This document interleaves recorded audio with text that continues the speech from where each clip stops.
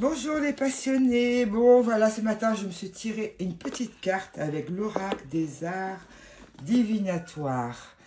Et donc je me suis dit, tiens, je ne l'ai pas vu celui-là en revue, je vais vous le présenter. Je l'ai acheté, je l'ai dû le recevoir début janvier. Ou à Noël, enfin, il est tout nouveau. Hein. Je l'avais précommandé. Et donc il est de Anne-Sophie Casper. Je vais vous présenter, voilà, donc une boîte très solide, hein, des éditions Eldorado. Alors, le livret qui est assez conséquent. Il y a en fait la radiesthésie. Hop, hop, vous avez 3 pages. Alors, il arrive comme ceci, avec un petit sachet en organza jaune. Voilà. Et je vais vous présenter les cartes. En fait, c'est pas du tout pour faire de la divination. Du tout. Mais c'est bien pour apprendre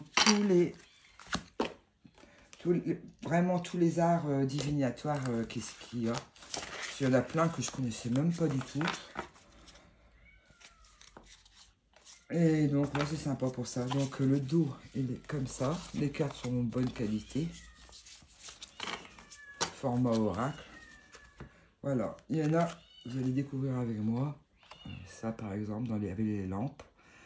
La lampadomancie. Donc dans le livre ils disent d'où ça vient, l'origine et tout ça. On en tirera une à la fin, vous verrez la podomancie.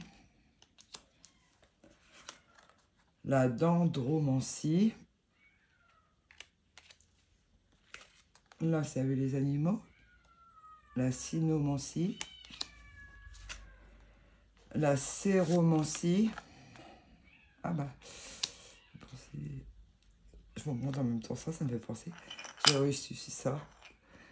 Il vient de l'île Maurice, c'est mon fils qui me l'a envoyé. Il est chouette. J'ai mis ma rune du mois dedans. C'est sérieux. Je ne l'ai pas mis en cuisine parce que j'en ai déjà un en cuisine. Je dis, oh, il sera très bien ici. La physiognomancie. Oh là là, la lithiomancie dans les poissons. Le mot tibétain. La mélomancie. En fait, moi je le trouve surtout bien le livre en fait. Parce que là, ça va rien m'apporter en tirant les cartes. Hein. La chromatomancie. La graphomancie. Donc dans les lettres. Dans l'écriture. Bah, la chiromancie. La main, ça vous savez. Dans les nuages. La lomancie.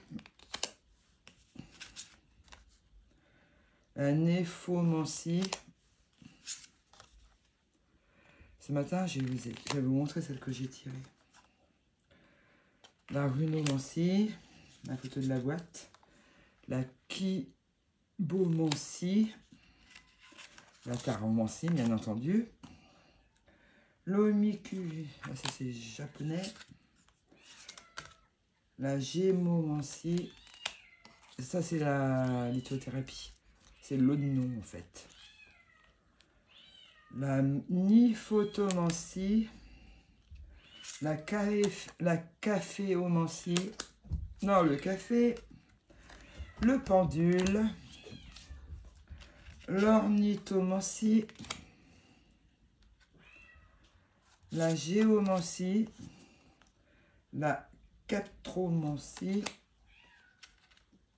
Les cartes elles sont jolies. L'hydromancie. Il y a tout le petit bol là qui revient, tiens. La coronomancie. La pyromancie. Dans les flammes. La philomancie. Dans les plantes, à mon avis. La biastomancie. la chilomancie, la tyromancie dans le fromage, l'onimoromancie, l'astrologie, ça on connaît, la batrachomancie, la radiesthésie, ça c'est bon aussi, la tasséomancie dans le thé,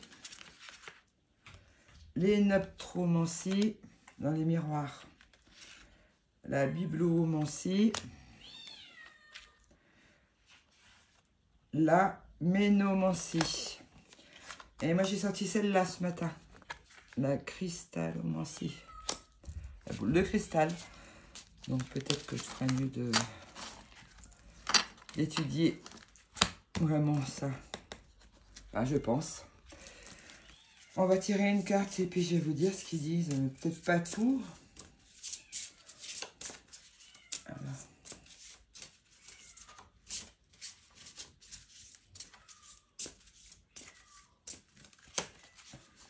Allez.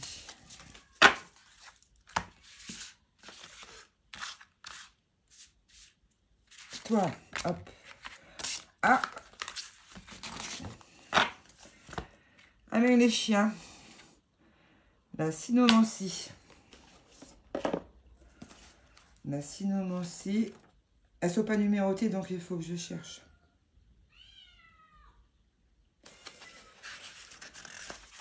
La cynomancie.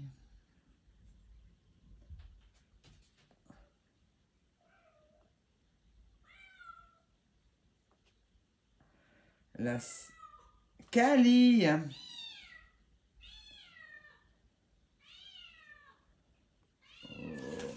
Je ne trouve même pas. Là, si.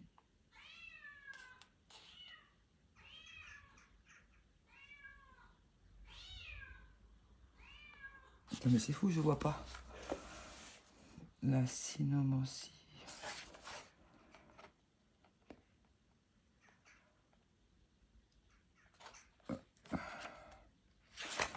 Il y a un petit problème, je trouve pas.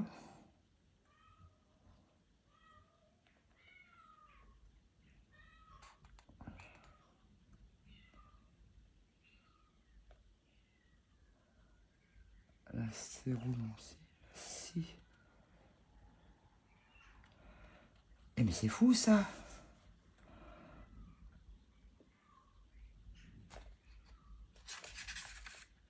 Mais donc la taromancie, la chrysabiole.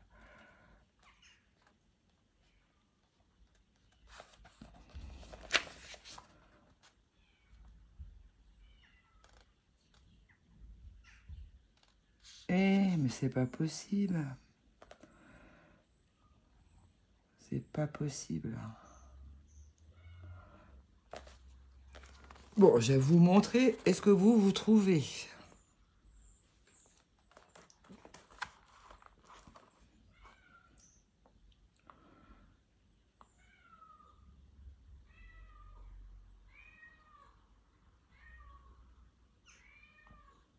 C'est pas là.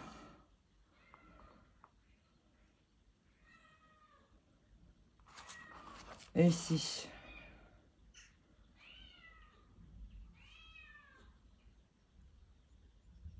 Non mais c'est un truc de fou ça. Là. Là, si je cherche là dans les C, je trouve pas. Là. On va essayer de trouver comme ça. Garde verte.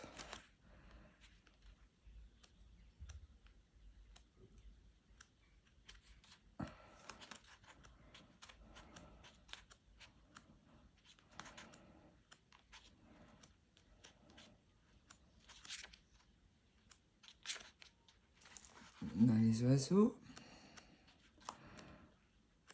Un. Donc. Ouh. Ah, voilà. J'ai trouvé, et là, on n'a pas trouvé. Hein. Enfin, moi, je ne trouve pas. C'est bizarre. Bon. Son origine, de grec, kion ou kino signifie canin. Du latin sino, ça veut dire chien. Et de mantea, qui peut se traduire par la divination. Cet art divinatoire consiste à prédire l'avenir, car son comportement et posture des chiens. Il n'est pas ici question de communication animale. Vous n'avez pas besoin de parler avec un chien pour obtenir des réponses à vos questionnements. Il suffit de l'observer. Eh ben, alors je ne vais pas te lire. La croyance populaire voulait que dans chaque chien, il y avait un esprit en lien étroit avec les énergies subtiles. On disait qu'après la mort, le chien cherchait la communication avec les êtres incarnés qu'il venait de quitter. Très populaire en Égypte et en Grèce, la cynomancie était utile pour prévoir la mort, les maladies ou pour voir le diable. De nos jours encore, dans certaines cultures, le chien est toujours considéré comme sacré. En Inde, par exemple, il est très respecté et incarne une sagesse ancestrale. Grâce à eux qui voudraient lui faire du mal, grâce à ceux qui voudraient lui faire du mal, oh là là, car ça serait péché, sa pratique. Par exemple, si un chien se couche sur une chaise devant vous, c'est un mauvais signe. D'autres l'interpréteront comme un signe de grande protection. Si un chien s'arrête net devant vous, il vient généralement vous annoncer un obstacle, un défi ou un problème que vous allez rencontrer très prochainement. Lorsqu'un chien hurle un soir de pleine lune, ça on sait. Il entourage une période frugale ou la perte d'un être cher. Nous, on disait qu'il criait la mort. D'un être cher de votre entourage. Ça, c'est vrai, hein, nous, on l'a toujours dit. Plus ils seront nombreux, plus l'impact sera fort et intense. Quand vous marchez et qu'un chien inconnu vous suit, c'est le signe d'une protection divine non négligeable. Ah bah tiens, ça j'ai déjà eu. Le message de message, comme toutes les cartes des techniques divinatoires associées à la faune, à la flore et aux minéraux, la carte de la syromancie vous propose de vous tourner vers la nature pour vous questionner sur votre instinct. Que vous soyez pleinement conscient ou non, vous possédez un instinct animal ou primaire. Peut-être est-ce un fidèle compagnon de toujours ou un illustre inconnu dans votre vie.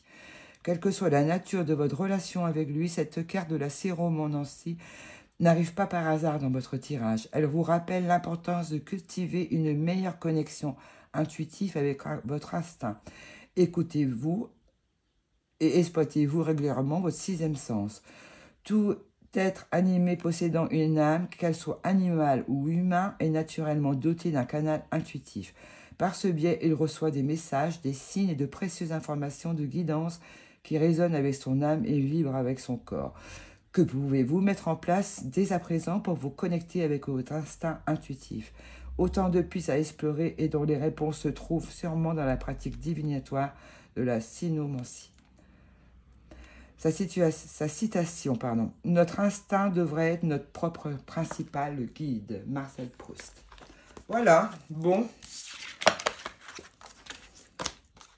Je ne sais pas comment vous l'avez trouvé. Enfin, après, c'est pas mon oracle préféré, hein, franchement. Mais je trouve qu'il est bien pour apprendre pour apprendre les arts divinatoires, tout simplement. Et pour... comme ça, on en connaît un peu plus, on est un peu moins bête, voilà quoi. Oui, ça peut être pas mal pour ça. Surtout le livre, à mon avis. Peut-être tirer les cartes, quoique, après, oui. Pourquoi pas. Bah, dites-moi en commentaire ce que vous en pensez. Voilà, je vous embrasse et je vous dis à très bientôt. Gros bisous, ciao, ciao.